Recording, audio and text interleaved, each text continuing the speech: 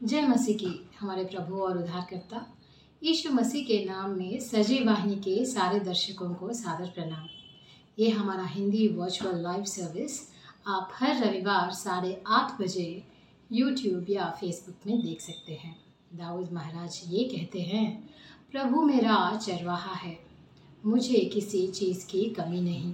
चलिए इसी विश्वास के साथ कि प्रभु हमारी हर ज़रूरत को जानते हैं और पूरी करने की सामर्थ्य रखते हैं, हम सब मिलके कुछ गीतों से इस प्रभु की स्तुति आराधना करें और प्रार्थना करें कि उनके वचनों में आज कुछ हम नया सीखें।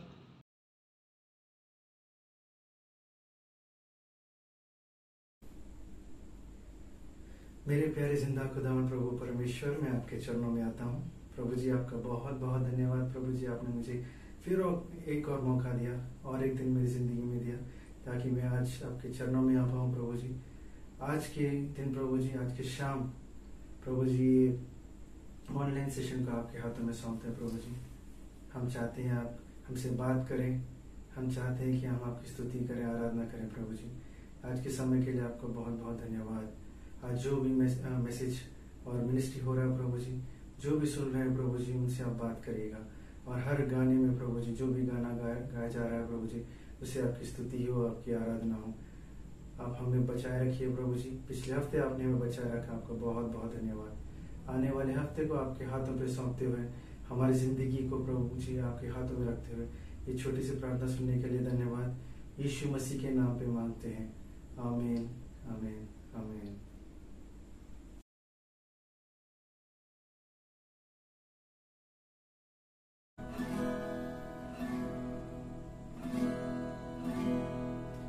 जय मसीह के प्यारे भाइयों बहनों, आज के इस ऑनलाइन गैदरिंग में मिलकर हम प्रभु की स्तुति करते हैं, आराधना करेंगे। आज मैं गाने वाला हूँ गाना शुक्रिया तेरा। चलिए मिलके गाते हैं।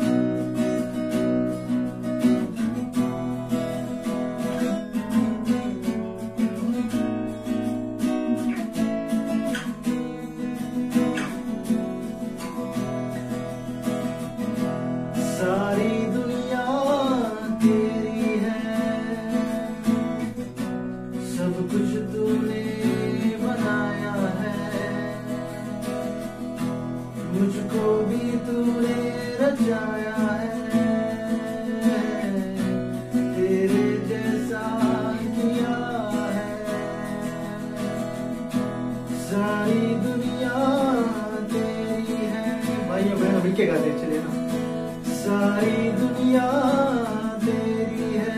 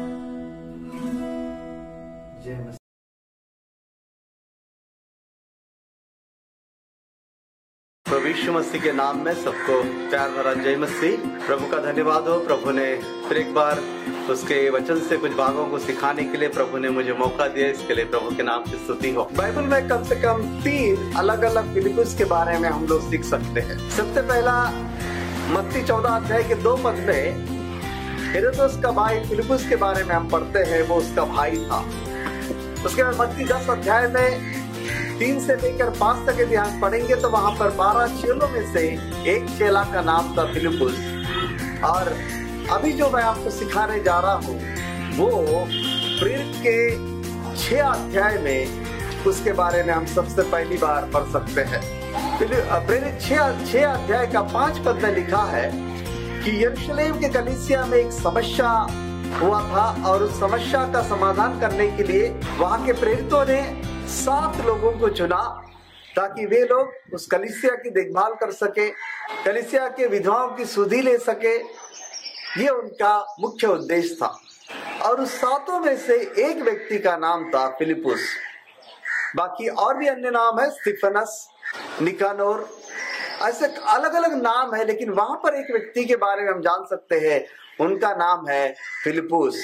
फिलिप्पुस का अर्थ यदि हम देखेंगे तो फिलिप्पुस का अर्थ है घोड़ों को प्यार करने वाला या एक प्रेमी व्यक्ति, अ लवर ऑफ हॉर्सेस और अ बिलोवर्ड, उसका अर्थ है। प्रिय, ये फिलिप्पुस के बारे में शायद हो सकता है ये यरूशलेम का रहने वाला होगा, हमें ज्यादा कुछ पता नहीं, लेकिन हम समझ सकते हैं कि वो एक यरूशलेम का निवासी था। वहां से उसके जीवन की शुरुआत को हम देखते हैं। एक छोटा सा जिम्मेवारी उसे दिया गया था। उस जिम्मेवारी को उसने, हम लोग प्रेरित 6 के 5 अध्याय में पढ़ते हैं कि वो व्यक्ति विधवाओं की सुधि लेता था। कलीसिया में छोटे छोटे काम करते हुए वो अपने विश्वास की यात्रा को आगे बढ़ा रहा था। मेरे प्रियो, प्रभु हर व्यक्ति को चुनता है और परमेश्वर हर एक व्यक्ति के लिए एक काम सौंपता है या एक जिम्मेवारी को सौंपता है। और फिलिप्पुस के जीवन में हम देखते हैं कि फिलिप्पुस को एक छोटी सी जिम्मेवारी दी गई थी। वो जिम्मेवारी थी यरूशलेम में जो कलीसिया के विश्वासी लोग थे, उन विश्वासियों को देखभाल करना, उन्हें खाना खिलाना, कलीसिया में छोटे छोटे कामों को करना। ये सारी जिम्मेवारियां फिलिप्पुस को सौंपी गई थी और वो उस काम में विश्वास योग्य था, काम में आगे बढ़ रहा था। अचानक परमेश्वर उसे और एक जिम्मेवारी देता है। कुछ महीने या कुछ साल हो सकता है कि वो यरूशलेम के कलीसिया में काम किया। उसके बाद परमेश्वर प्रभु यीशु मसीह उसे और एक जिम्मेवारी देता है। वो हम लोग फिलिपी 8 अध्याय में पढ़ते हैं। 8 अध्याय में पढ़ते हैं, वहां पर लिखा है कि फिलिप्पुस को परमेश्वर कहता है कि तुम्हें सामरिया में जाकर प्रभु की सेवकाई करना है। यरूशलेम में सब कुछ था, लेकिन सामरिया एक छोटा सा गांव, सामरिया में जो लोग रहते थे वो छोटे जाति के या यहूदी लोग उन्हें तुच्छ नजर से देखने वाला एक सामरी नाम का झुंड था। और परमेश्वर ने 8 अध्याय में लिखा है, प्रेरित 8 अध्याय में परमेश्वर ने उसे सामरी जाकर वहां पर सेवकाई करने के लिए परमेश्वर ने कहा। मेरे प्रियो, यहाँ पर 8 अध्याय में हम कुछ बातों को पढ़ते हैं।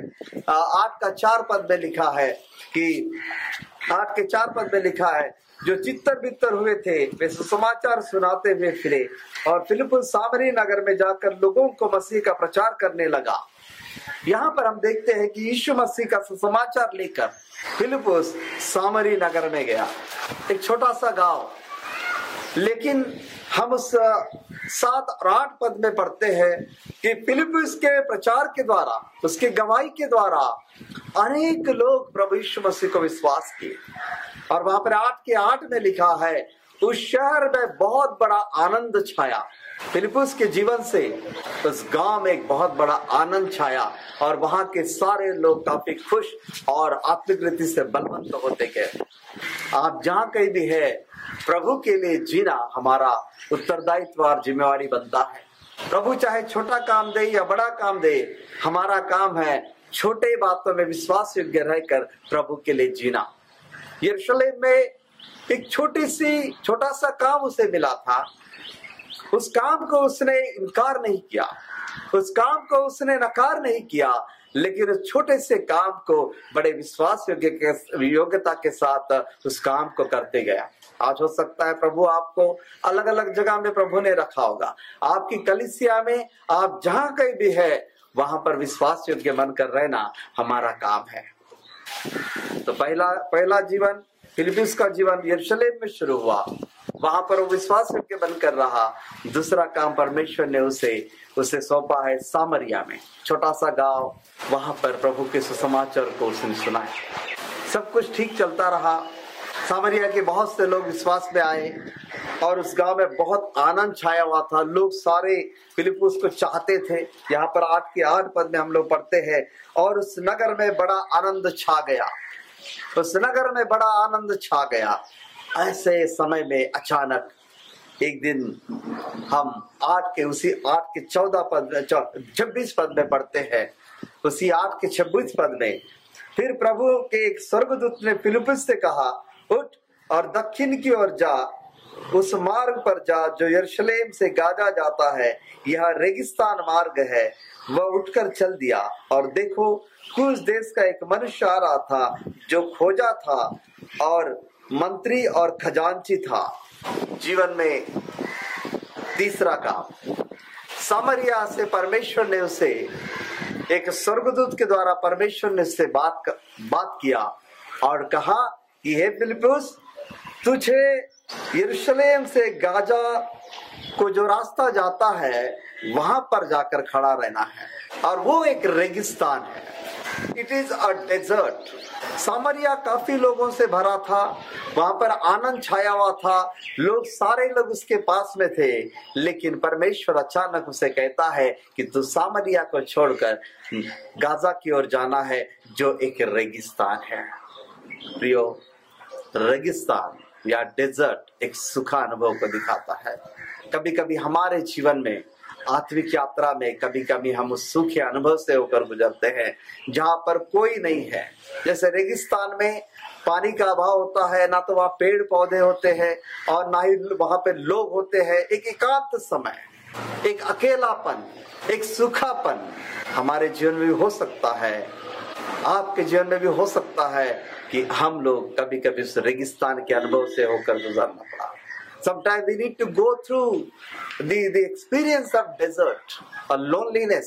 प्रियो, एक बात याद रखना है, परमेश्वर जो कुछ भी हमारे जीवन में करता है उसका एक उद्देश्य है। चाहे वो रेगिस्तान हो, चाहे वो हरियाली हो, चाहे वो पहाड़ हो, चट्टान हो, नदी हो, नाला हो, परमेश्वर का उद्देश्य हमारे जीवन में वो पूरा करता है। मेरे प्रियो, फिलिप्पुस तुरंत उठकर सामरिया से उस रेगिस्तान की ओर चला। उसे नहीं पता क्या होने वाला है, उसे नहीं पता प्रभु की योजना क्या है, लेकिन वो विश्वासता के साथ आज्ञाकारी बनकर वो परमेश्वर की बातों को मानकर उस रेगिस्तान में गया। अचानक रेगिस्तान में खड़ा है, उस समय में अचानक घोड़े की आवाज है, टक टक टक। मुड़कर देखता है तो कोई एक बहुत बड़ा अफसर उस रास्ते से होकर गुजर रहा था। बहुत बड़ा अफसर उस रास्ते से होकर गुजर रहा था, और आत्मा ने 29 पद में आत्मा ने फिलिप्पुस से कहा, निकट जाकर इस रथ पर हो ले, निकट जाकर इस रथ पर हो ले। और 30 पद में लिखा है, फिलिप्पुस उसकी ओर दौड़ा। कुछ देश का राजा के घर में काम करने वाला एक आर्थिक मंत्री या फाइनेंस मिनिस्टर, काफी बड़े पद का एक व्यक्ति रथ में होकर यात्रा कर रहा था। उन दिनों में रथ ही बड़े बड़े लोग, राजा रानी लोग इस्तेमाल करने वाला एक बहुत बड़ा रथ में होकर वो यात्रा कर रहा था। और फिलिप्पुस ने देखा कि वो एशिया की किताब को पढ़ रहा है। फिलिप्पुस ने देखा कि वो एशिया की किताब पढ़ रहा है। और हम लोग यहाँ देख सकते हैं, फिलिप्पुस ने उससे पूछा, सर, जो तू पढ़ रहा है क्या उसे तू समझता भी है? जो कुछ तू पढ़ रहा है क्या उसे तू समझ पा रहा है? उस खजांची ने कहा, जब तक मुझे कोई ना समझाए मैं इस बात को कैसे समझूं? और तुरंत वहां पर हम पढ़ते हैं कि जब तक कोई मुझे ना समझाए मैं कैसे समझूं? और उसने फिलिप्पुस से विनती करके कहा, चढ़कर मेरे पास बैठ, चढ़कर मेरे पास बैठ। एक हाई रैंकिंग ऑफिसर के रथ में बैठने का मौका फिलिप्पुस को मिला। उसके कारण क्या है पता? वो एक आज्ञाकारी व्यक्ति था।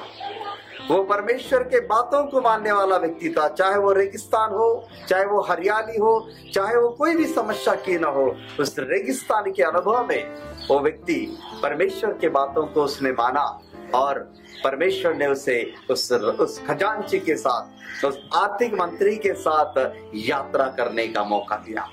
मेरे प्रियो, जब हम परमेश्वर के लिए विश्वास योग्य बनकर खड़े होते हैं, जब हम प्रभु के बातों को मानते हैं, जब प्रभु के लिए हम लोग आगे बढ़ते हैं, तो प्रभु हमें ऊंची ऊंची चट्टानों पर प्रभु हमें खड़ा कर सकता है। प्रभु हमें आशीष का कारण बना सकता है। प्रियो, उस खजांची के साथ, उस फाइनेंस मिनिस्टर के साथ बातें करने लगा। धीरे धीरे उसने प्रभु यीशु मसीह के सुसमाचार को सुनाया। उस यशायाह नबी की किताब को जब पढ़ रहा था, उस किताब में क्या लिखा, इस बात को उन्होंने समझाया और उन्होंने उस फाइनेंशियल ऑफिसर ने, उस आर्थिक मंत्री ने प्रभु यीशु मसीह को ग्रहण किया। जाते जाते इस खजांची ने, इस अधिकारी ने पानी को देखा और फिलिप से कहा, फिलिप, क्या मैं बपतिस्म ले सकता हूँ? क्या मैं बपतिस्म ले सकता हूँ? तो फिलिपुस ने कहा, यदि 37 वर्ष, फिलिपुस ने उनसे कहा, यदि तू सारे मन से विश्वास करता है तो तू ले सकता है। तुरंत फिलिपुस और वो अधिकारी, वो अफसर पानी में उतरे और फिलिपुस ने उस व्यक्ति को, उस अफसर को उसी घड़ी उन्होंने बपतिस्मा दिया। क्या ही बड़ा सौभाग्य। फिलिपुस ने कभी सोचा भी नहीं था होगा कि एक बहुत बड़े अफसर को, एक मंत्री को वो बपतिस्मा देगा। उसके बाद वो अफसर, वो खजांची वहां से निकल गया, क्योंकि वो मिस्र देश का था, वो कूश देश का था, वो निकल गया। और वहां से हम एक बात को पढ़ते हैं कि अफ्रीका देश में सबसे पहला विश्वासी ये खजांची था। अफ्रीका देश में इसी व्यक्ति के द्वारा सुसमाचार पहुंचा। अफ्रीका देश का पहला व्यक्ति को प्रभु में लाने वाला फिलिपुस था। फिलिपुस ने कभी सोचा भी नहीं, लेकिन परमेश्वर ने उसके लिए बहुत बड़े अद्भुत और महान काम किए। प्रिय मित्रों, आज मैं प्रभु के वचन से आपको चेतावनी देना चाहता हूँ, आपको उत्साह दिलाना चाहता हूँ कि प्रभु आपको कभी नहीं छोड़ेगा। आप किसी भी परिस्थिति में क्यों ना हो, जब हम आज्ञाकारी और विश्वास योग्य बनकर प्रभु के बातों को मानकर चलेंगे, प्रभु ऊंचाइयों पर रखेगा। यह तीसरा काम हम फिलिपुस के जीवन से देखते हैं। यरूशलेम में उसका काम, सामरिया में उसका काम और रेगिस्तान में भी उसके काम को हमने देखा।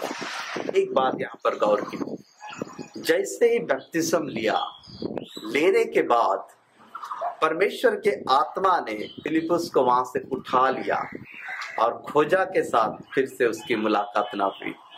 क्या कारण था? क्यों तुरंत परमेश्वर के आत्मा ने फिलिपुस को क्यों उठा लिया? हो सकता है फिलिपुस को उस खजांची के साथ या उस अफसर के साथ जाने की इच्छा हुई होगी, या हो सकता है उस अफसर ने वहां पर आने के लिए उसे मजबूर किया होगा, या उसने कहा होगा कि तुम आओ, मैं आपके लिए सब कुछ दूंगा, आप आकर वहां पर सेवकाई कीजिए, मैं आपके लिए गाड़ी बंगला सब कुछ दे दूंगा। लेकिन परमेश्वर की इच्छा कुछ और है। परमेश्वर की इच्छा, प्रभु यीशु की इच्छा कुछ और है।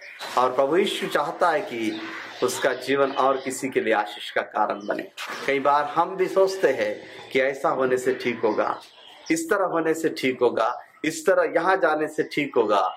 लेकिन प्रभु अपनी योजनाओं को उसके इच्छा के अनुसार, उसके समय में और करता है, और वो जो कुछ भी करता है बड़ा अच्छा करता है। फिलिपुस वहां से आत्मा ने उसे उठाकर ले गया और वो असदोत और कहीं और जगह में सुसमाचार सुनाते हुए, लोगों को प्रभु के बारे में प्रचार करते हुए, आखिरी में वो कैसरिया नाम की जगह में आकर रुक गया। फिलिपी 9-8 अध्याय से लेकर 20 अध्याय तक अब हम फिलिपुस के बारे में नहीं पढ़ते। फिलिपुस को क्या हुआ, कहाँ गया, क्या किया, ये सब कुछ नहीं पता।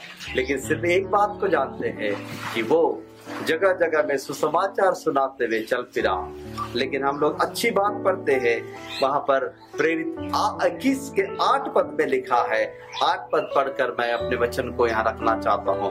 21 के 8 पद में लिखा है, दूसरे दिन हम वहां से चलकर कैसरिया आए। फिलिप्पुस सुसमाचार प्रचारक के घर में, जो 7 में से एक था, जाकर उसके यहाँ रहे। उसकी 4 कुंवारी पुत्रियां थी जो भविष्यवाणी करती थी। जब हम वहां बहुत दिन रह चुके, एक बार गौर कीजिए, यरूशलेम में अकेला ही था, सामरिया में अकेला ही था, रेगिस्तान में ही अकेला ही था।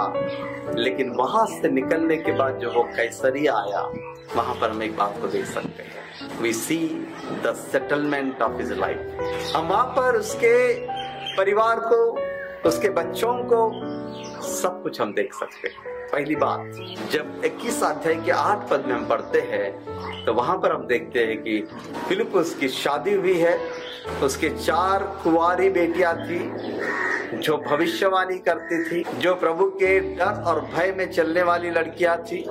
और उतना ही नहीं, उसका अपना घर था, और वो घर प्रभु के अन्य सेवक लोगों के लिए एक अतिथि सत्कार का घर था। कई सेवक लोग फिलिप्पुस के घर में आया जाया करते थे। फिलिप्पुस का परिवार, सारे परिवार समेत उन लोगों की देखभाल करता था, उन्हें खाना खिलाते थे, उनके रहने के लिए वहां पर स्थान था।